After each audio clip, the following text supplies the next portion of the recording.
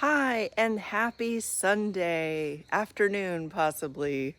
I didn't get a video out this morning because I was just wrapping up with a personal retreat client, and I think things went very well for her. She was happy with the experience.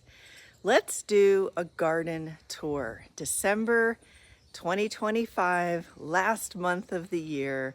And when I was just coming out here, there was a toucan at the bird feeding platform. But obviously, I missed getting video of it.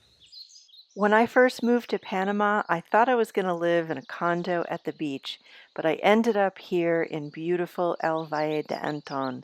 Come along with me as I do monthly garden tours. Thanks for watching. This is Galingal, and I like how it's just covering the patio. You know, it's kind of going to be a good wind shield because it gets very windy in dry season. So that'll be a nice break from the wind. And got my white ginger over here, which I love. It's really nice to cut some flowers and put those in arrangements. They last quite a long time, but they do also get full of ants. So I don't know if you can see like lots of ants that are in this one. And I usually just dunk the flower in water and kind of shake it out so that the ants leave before I put them inside. All right, I was sitting out here the other morning looking at the birds and realized that this gardenia shrub is too tall. Oh, there's a bird at the platform, a red bird. Hold on. Yeah, I think I got it.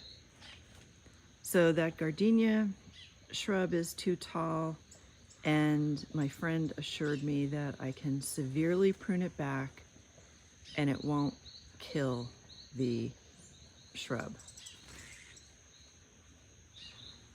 I don't know when I'm going to get the courage to do it, but that is on the agenda to do.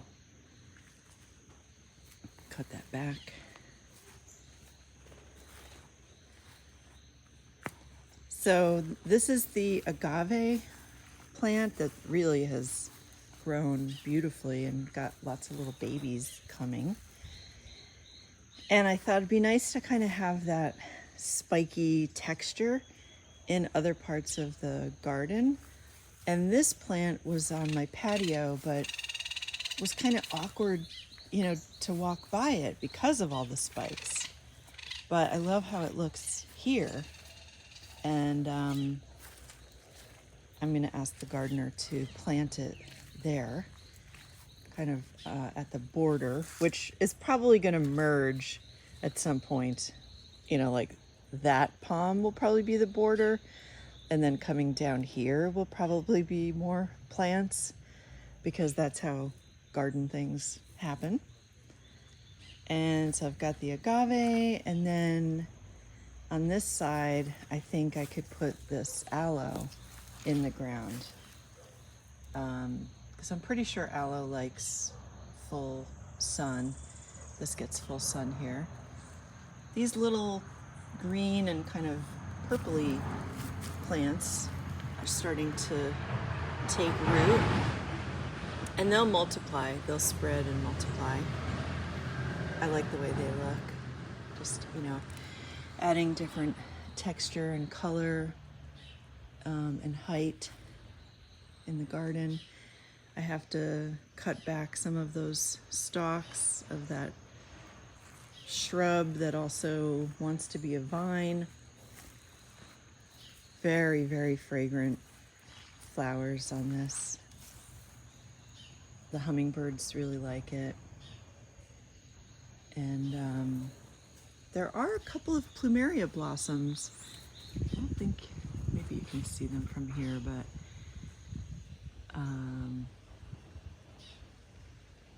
yeah, it's not the most healthy plumeria I've seen, but you know, it's still hanging in there. the ferns have just taken over, because that tree up, at the top there was like, you could see most of that tree, and now you can barely see just even the top branches of it. That's a brugmansia, the one that has the pink pendulum flowers that smell really pretty at dusk.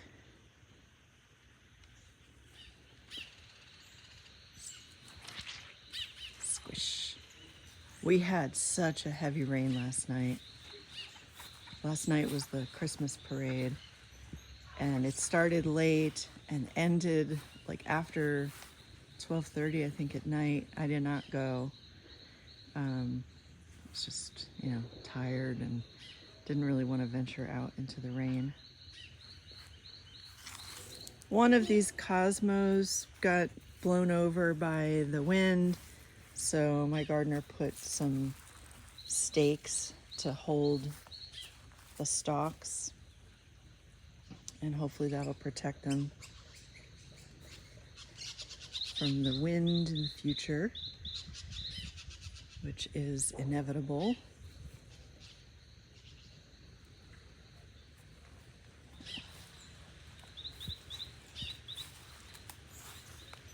Trimmed back some of the dead pink balls, and now just left with, oh gosh, there's still, well, those are really high up there. I can't reach those. There's a bird. So I had a guest here who was a birder, and I was shocked at how many birds he was able to see just in my yard. There's a really cool bird. It's bright blue and it has red legs. And he said they like this tree. He's seen them come and get the nectar from this tree. Love the hibiscus, but I am gonna have to cut them down. I haven't seen the iguana in a while. There was an iguana living here and eating the hibiscus flowers, which is just part of nature. So when there's a full flower, I have to appreciate it and then realize that it's food for the iguana.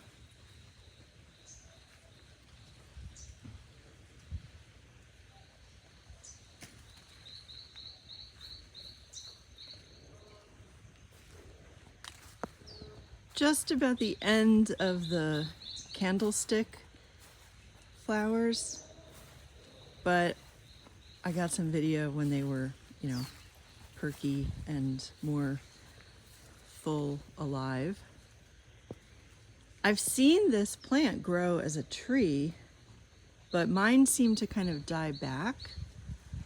The gardener put some more seeds in the ground, because it would be nice to have them grow a little taller as a tree.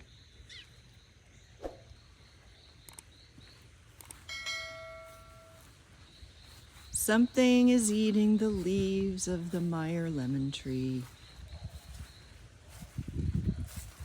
Probably have to get some of that neem oil spray out and just give a good spray. Could be crickets. I don't think it's the ants. I don't think it's the leafcutter ants. But then again, it's entirely possible that it is. Hummingbirds love the bastard vervain. And of course, I just love saying bastard vervain.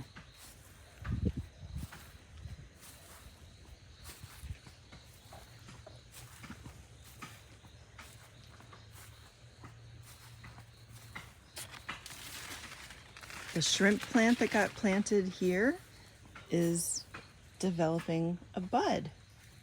So that means that it's happy and gonna thrive. Whereas the mussaenda is totally bare. But I just pruned back some of the branches, and the wood is still alive, it's still green. And this kind of tends to be the cycle with this plant. So I'm just gonna hold out hope.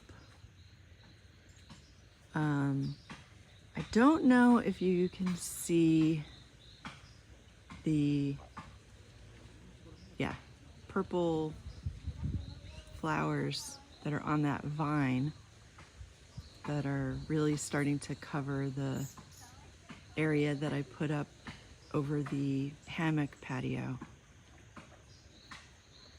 So this does have a nice bit of shade.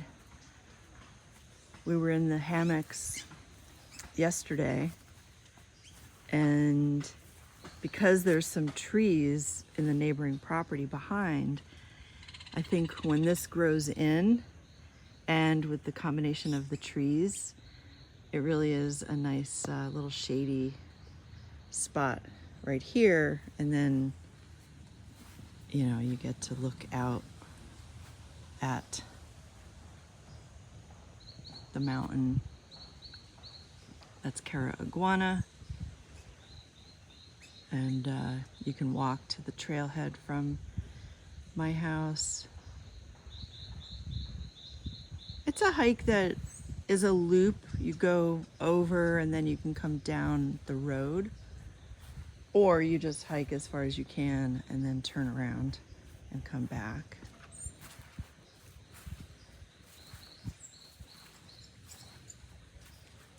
I am liking how the tree and these shrubs that are together are forming a little bit of a natural arch. And I think I'll just, you know, trim back the wild branches coming out, but that looks nice as a natural archway to walk through.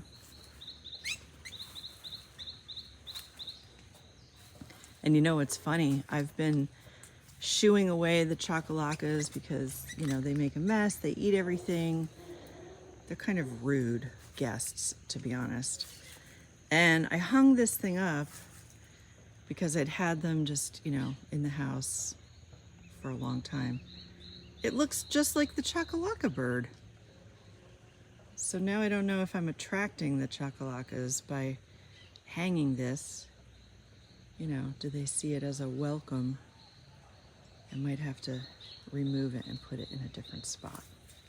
Oh, one thing I want to do over by the ginger, these little purple flowers, I had a lot of them and I'm not sure what happened, you know, how they all died back.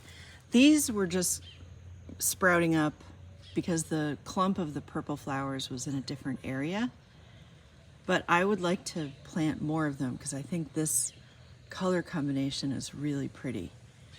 So I could see having like a nice little border of those purple flowers all around the red ginger. That's how the garden creep happens because then that's gonna bring it out a little more, which is good.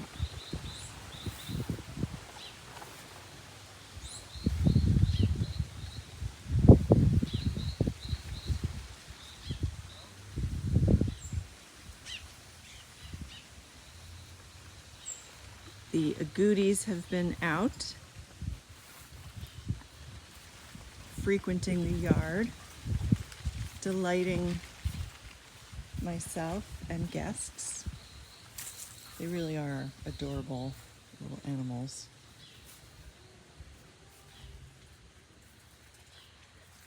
Green jade vine.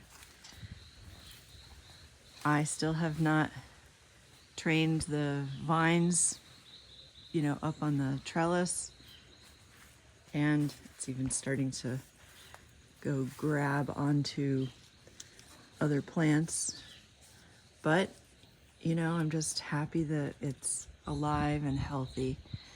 It's gonna look amazing when that vine covers the trellis and those big green blossoms hang down.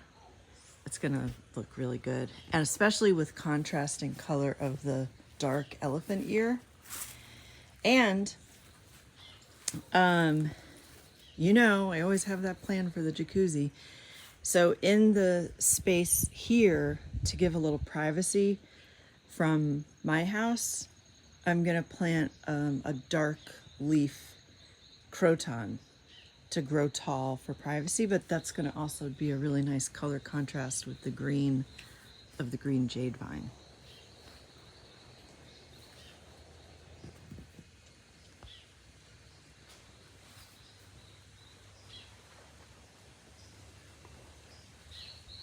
Oh my gosh, she's so pretty. Hi, sweetie. That's it for the garden tour of December update. Things are gonna, I think they're gonna spruce up a little bit in dry season because right now the ground is just so oversaturated, and I think I'll start to see some growth in dry season. Also, we'll keep you updated on the progress of the renovation of the downstairs bedroom.